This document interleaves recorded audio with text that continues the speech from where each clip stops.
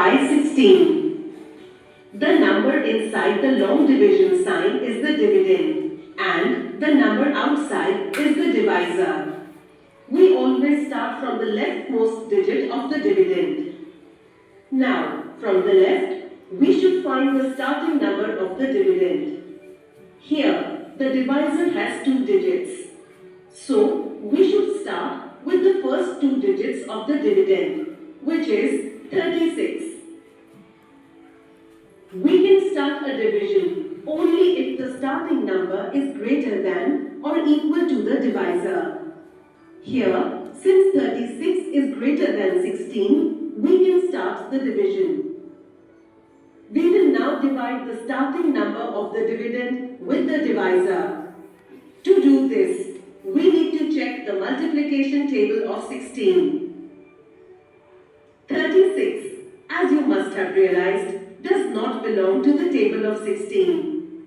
So, we can take a number in the table that is closest to and just less than 36. For example, 16 times 2 is 32, which is just less than 36. So, we write 2 here and the product 32 here. Next, we subtract the product from the starting number. 36 minus 32 is 4. Now, we bring down the next digit from the dividend. So, 45 becomes our next number to be divided. Now divide 45 by the divisor as we did in steps 3 and 4. Again, go through the multiplication table of 16 to check if 45 appears in the table.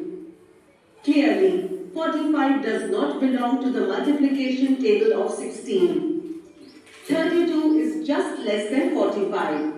So, we write 2 here and the product 32 here. On subtracting 32 from 45, we get 13. After this, we repeat steps 3 and 4 until no digits are left in the dividend. There are no digits left in the dividend now. Since 13 is less than 16, we cannot divide any further.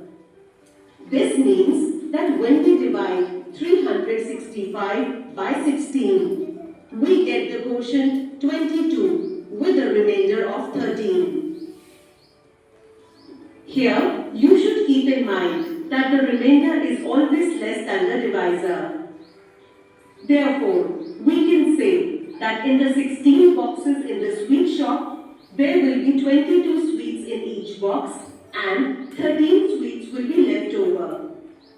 Now, let's quickly revise the steps of division that we learned today.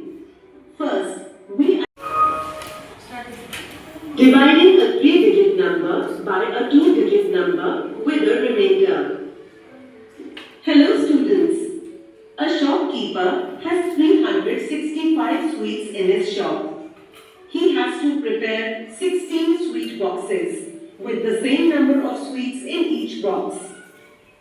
How many sweets will be there in each box? How many sweets will be left after packing each box with the same number of sweets? Let's see how we can solve this problem. For this, we need to divide the total